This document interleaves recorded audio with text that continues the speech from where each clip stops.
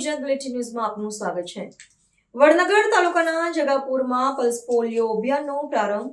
બાળકોને પીવડાવાયા પોલિયોના 2 ટીપા। મહેસાણા જિલ્લાના વડનગર તાલુકાના જગાપુર ગામે પલ્સ પોલિયો રાષ્ટ્રીય રસીકરણ અભિયાન અંતર્ગત પોલિયો બૂથનું ઉદ્ઘાટન કરવામાં આવ્યું હતું। આયુષ્માન આરોગ્ય મંદિર ખતોડા દ્વારા આયોજિત આ કાર્યક્રમમાં આરોગ્ય વિભાગની ટીમે બાળકોને પોલિયોની રસી પીવડાવી પોલિયો મુક્ત ભારતના સંકલ્પને વધુ મજબૂત બનાવવાનો સંદેશ આપ્યો હતો।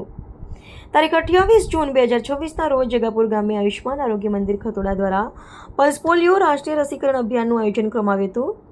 પોલિયો બૂથનું ઉદ્ઘાટન જિલ્લા પંચાયતના સભ્ય અને સુંઢિયા સીટના પ્રતિનિધિ ઠાકોર ઉદાજી મણાજીના હસ્તે કરવામાં આવ્યું હતું। આ પ્રસંગે ઉપસ્થિત મહેમાનોએ પોલિયોની રસીના મહત્વ અંગે માહિતી આપી તમામ વાલીઓને પોતાના 5 વર્ષથી ઓછી ઉંમરના બાળકોને પોલિયોની 2 ટીપા અવશ્ય પીવડાવવા અપીલ કરી હતી।